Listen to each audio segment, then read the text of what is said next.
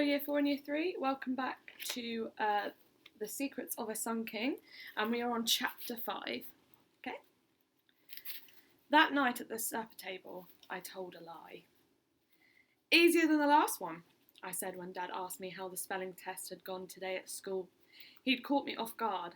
I was so busy thinking about hotels and Professor Hanawati, I'd forgotten the day I should have had. Go on then. Tell me what was the hardest word in the test, Dad asked. I said the first thing that came to my head. Reincarnation. Did you get full marks? No. Which words did you get wrong? Because they're the ones you'd ought to be practising, you know. It was typical, Dad wanting me to be the cleverest, fastest, bestest. And I did try, but tonight it was exhausting. I got up from the table and started to clean the dishes. Lillian, he said sharply, I'm talking to you. Oh, leave her be. She's worried about Grandad, her mum chimed. I was, in ways they couldn't imagine. Well, she'd better not be slipping behind. I'll be on to her teachers if she is. Dad shook out the paper. Once he'd disappeared behind it, Mum leaned in towards me and whispered, I'm proud of you, Lil. You've got your Grandad's spirit, far more than I ever did. There's more to the world than spelling tests, he'd say, and he's right. Dear Mum, she was trying to be kind, but it felt like a nudge in the ribs, reminding me of my promise to Grandad. I'd smiled stiffly. I couldn't tell her about the jar or the curse, could I? I wasn't even meant to have gone to the hospital in the first place. Times like this I wonder what it would be like to have someone my age to talk to share private secret stuff that wasn't for grown-ups' ears. Like Tulip did, I bet with her two brothers, the lucky devil. After supper was cleared, a pot of tea made, Mum and Dad settled by the stove. Every evening it was the same. We'd sit quietly, rarely speaking, though often I'd glance up and notice how sad they looked. Dad, I suppose, might be thinking about the war. As for Mum, I didn't know. Sometimes she'd have tears in her eyes, other times she'd rest her hand on her stomach and sigh. Tonight, though, I couldn't sit quietly, not with Professor Hanawati's letter at Grandad's just waiting to be read. Has Nefertiti been fed yet? I asked. I'll go if you like. I knew full well how hard it was to coax my parents out of their chairs once they'd settled down, and it was just the sort of little job they'd count me to do. Good girl, said Mum. Don't be long. A short time later, I was heading down Grandad's side alley. This time, I brought a torch, but still felt wary as I turned the corner. On the doorstep were 2 bottles of milk and 1 cream, and Nefertiti crouched between them. The second she saw me, she stood up purring.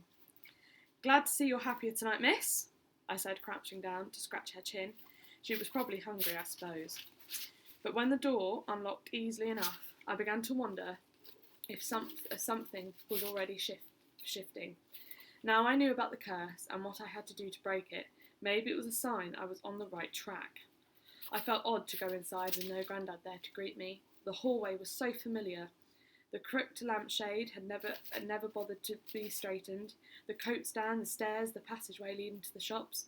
It made me come over, all upset. Though being in the shop itself felt better. A comfort even. The room was so full of Grandad. It was like he was here with me.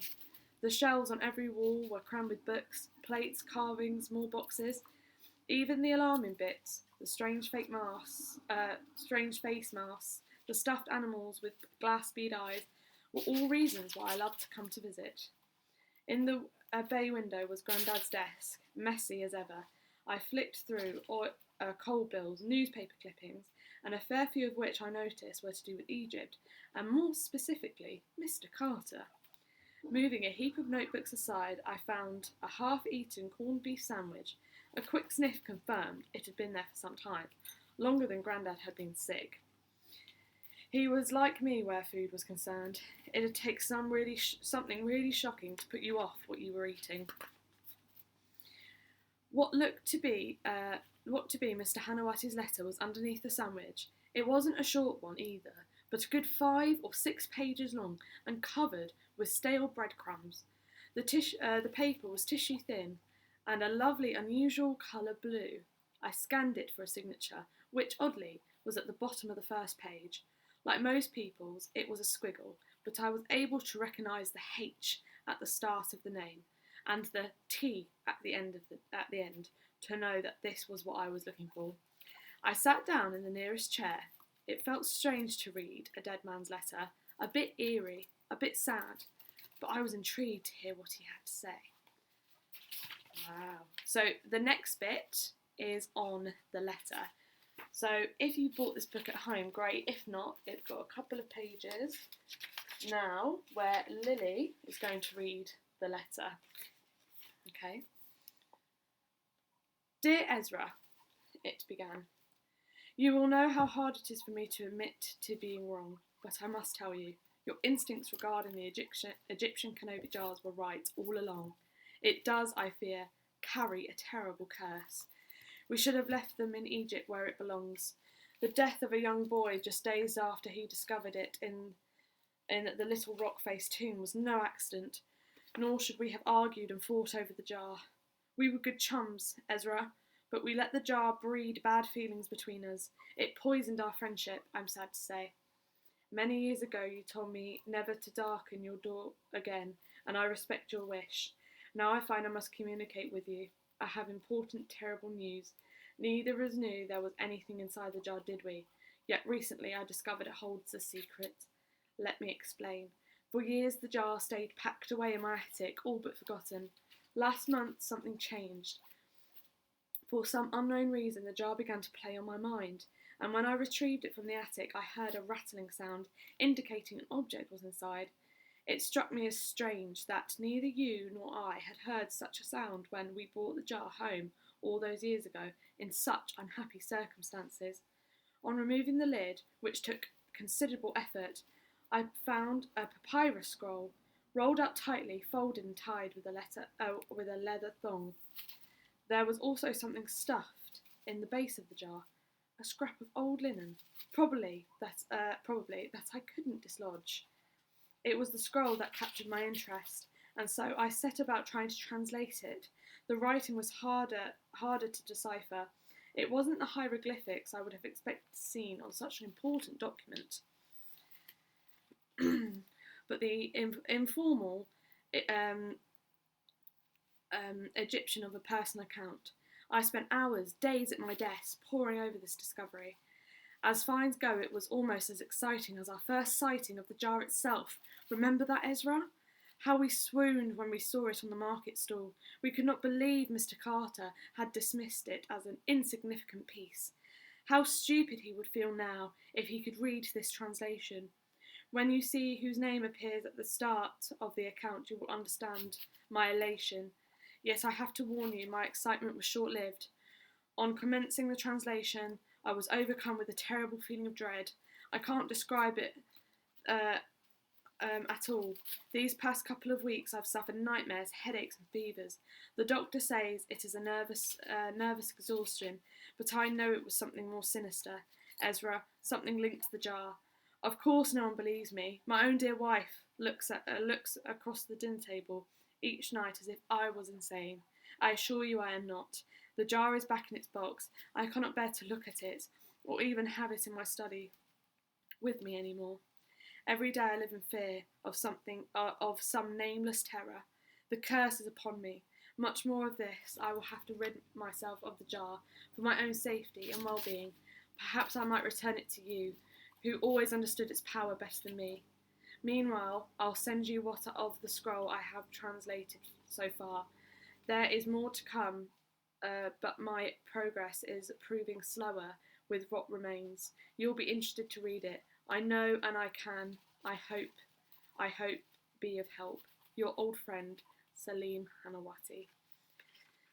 I sat with my head in my hands. The letter was a lot to digest.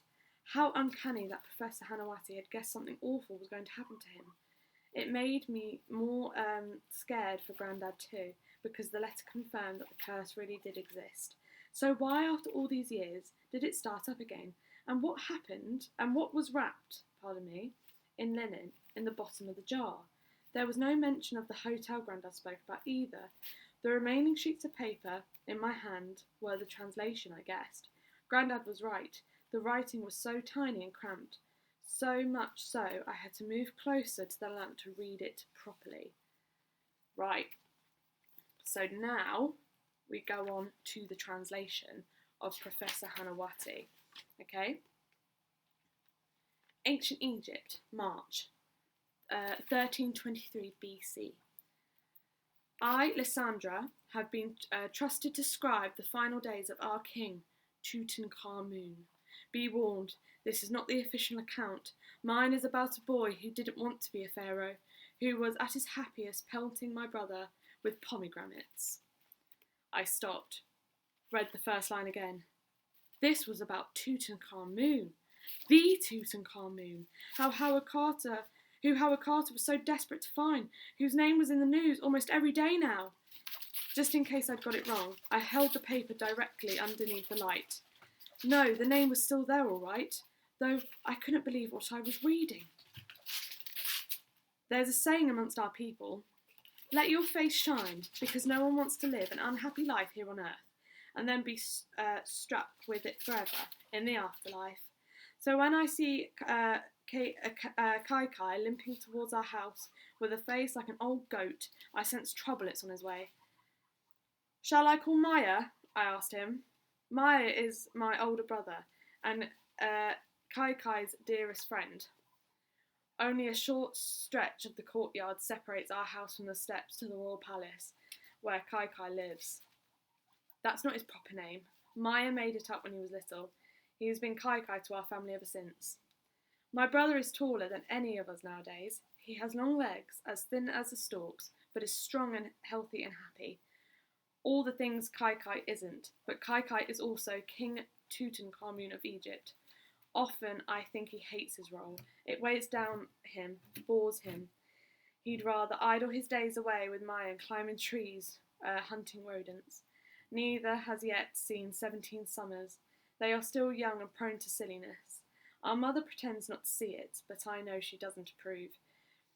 She sues and tuts, which will be her lot for eternity if she's not careful. Kai Kai leans on his walking stick, a little out of breath. Call him in a moment, Lysandra, he replies. I need to talk to you first. This takes me by surprise. When people visit me, they come to share their dreams. My grandfather was the first in our family with the gift for dream reading. Now the honour has been passed down to me. A person's dream tells you their hopes and fears, the road they will follow in the afterlife. The skill is to listen, to hold each part of what they say in your hand. A dream is like a melon, I tell people. It's not until you open the skin that you can find the sweet truth inside. As I'm only young, 4 summers behind my brother, I'm still learning the skill. I'm quieter than him too. A watcher, my mother calls me. She says it's why the gift came to me. Today, Kai Kai looks pale. I hope we're not in for another bout of illness. The fever leaves him weaker every time, and I know I'm not alone in noticing it.